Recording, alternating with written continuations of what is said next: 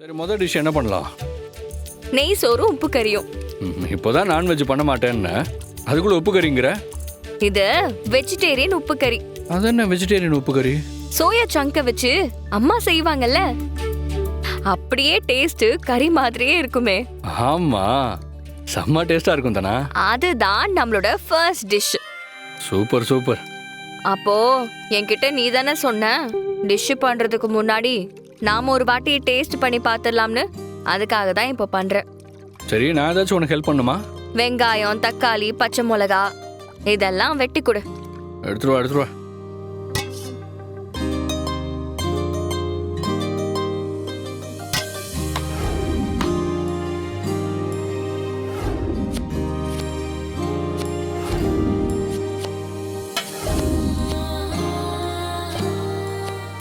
கதிர், இந்தா சாப்பிட்டு பாரு.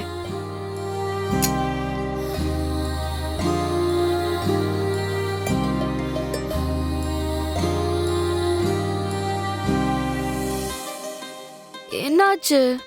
இந்த அத்தை பண்ற மாதிரி இல்லதானா? இல்ல ஏதோ தப்பா இருக்கு. நீ சாப்பிட்டு பாரு.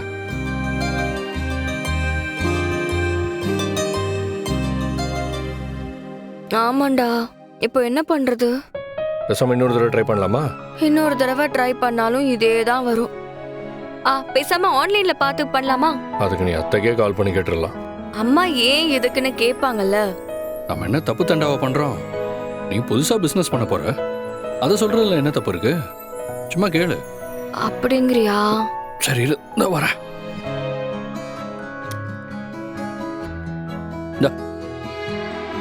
கால் பண்ண. வீட்ல இருந்துகிட்டே ஒரு சுய தொழில். சூப்பர் ரீ. தேங்க்ஸ் டி. ஒரு டிஷ்ஷை பத்தி அம்மா கிட்ட டவுட் கேட்கணும். அதான் அம்மா கிட்ட போனை கூட. யாரு? வேற யாரும் இல்ல, தனா தான். சமையல் ஆப்னு ஒண்ணு இருக்கு. தனா வீட்ல இருந்துகிட்டே அந்த ஆப் மூலமா சமைச்சு கொடுக்கற பிசினஸ் பண்ண போறாளாம். ஒரு டிஷ் பத்தி உங்ககிட்ட கேட்கணும்னு சொல்றா. நீங்க சொல்றீங்களா? இந்தாங்க கூட சொல்றேன். மாயா, வீட்ல நடந்த சண்டே பத்தி எதுவும் அவகிட்ட சொல்லல? இல்ல, சொல்லல. சரி, சொல்லாத. தனா, ஒரு குட்டி தொழில் பண்ண போறியாமே, வாழ்த்துக்கள். தேங்க்யூமா. சரி சொல்லு, என்ன சொல்லி தரணும்? அம்மா, நீ இந்த சோயா சங் வச்சு உப்பு கறி பண்ணுவல? ஆமா, அத பண்ணி பார்த்தேம்மா. ஆனா சரியாவே வரல. நீ சொல்லி தரியா? அதுக்கு என்ன, நான் சொல்ல சொல்ல அப்படியே செய்றியா? அப்படியா?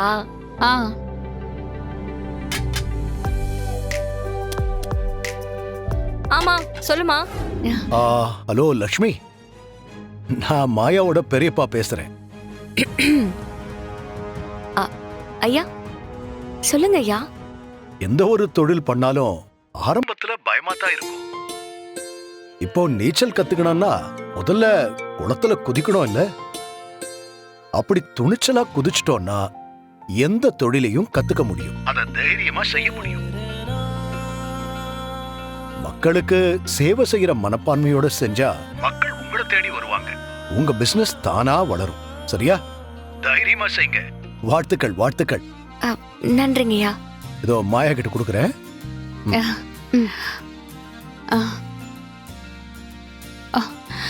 என்ன நீ? தனா, எப்படி பெரியப்பாவோட ஆசீர்வாதம் கிடைச்சிருச்சா? சும்மாரு, இப்படி என்ன மாட்டி விடுவ? ஆனா அப்பா பேசினதும் எனக்கு கூஸ் பம்ஸே ஆயிடுச்சு. Okay okay, congratulations. பெரிய பிசினஸ் லேடியா வர்றதுக்கு என்னுடைய வாழ்த்துக்கள். தேங்க்ஸ் மாயா. இது பெரியம்மா கிட்ட கொடுக்குறேன்.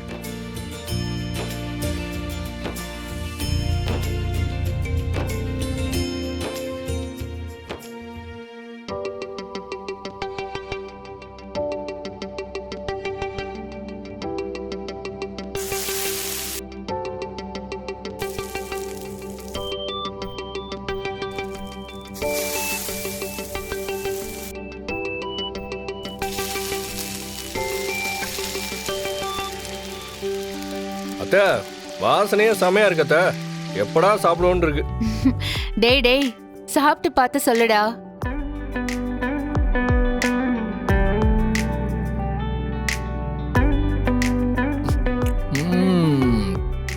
செம்மையா இருக்கத்த. ம். இந்த ஆப்ல மட்டும் லிஸ்ட் பண்ணோம், சும்மா வியாபாரம் பிச்சுக்கிட்டு போகும். மாமா யாருக்கும் தெரியாம சீனோட ஜவுளி கடைக்கு என்ன முதலாளியாக்க டாக்குமெண்ட் ரெடி பண்ணி கொண்டு வந்திருக்கான் மாமா. அதுல என்னமா தப்பு இருக்கு?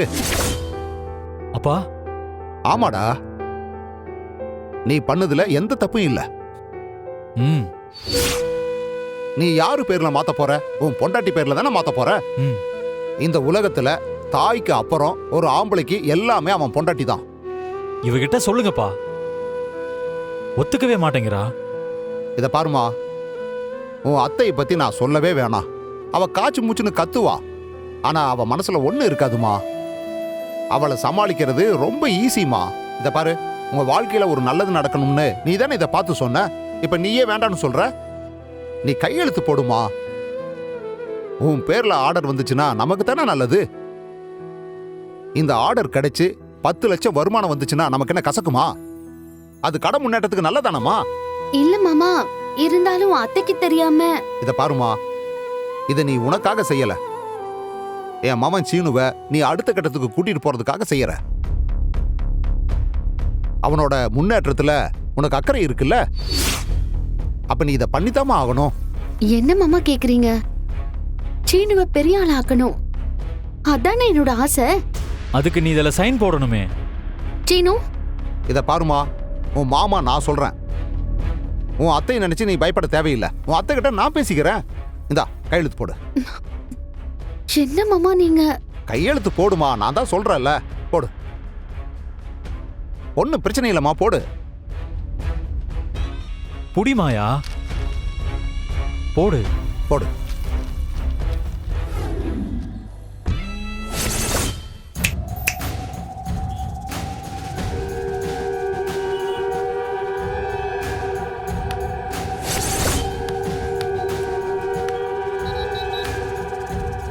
சின்ன வீட்ல நிம்மதி இல்லைன்னு கோயிலுக்கு வந்திருக்கியா? இத பாரு, இந்த புவனேஸ்வரி இருக்கிற வரைக்கும் உனக்கும் உன் புருஷனுக்கும் நிம்மதியே இருக்காது. உன் குடும்பத்துல யாரையும் நான் நிம்மதியா இருக்க விட மாட்டேன். உன்ன மாதிரி கேடு கட்டவங்கலாம் கோயிலுக்கு வந்துட்டு போறதுனால அந்த சாமிக்கு நிம்மதி இல்லையாம். அதான் சாமிய எங்க வீடு கோயில் மாதிரி தான் இருக்கும். அங்க இருக்கிறவங்க மனசெல்லாம் சுத்தமானது, யாரையும் கெடுக்கணுங்கிற எண்ணம் இல்ல. ஒரு 2 நாள் எங்க வீட்டுக்கு வந்து நிம்மதியா இருந்துட்டு போன்னு சாமி கிட்ட சொல்லிட்டு போலான்னு வந்தேன்.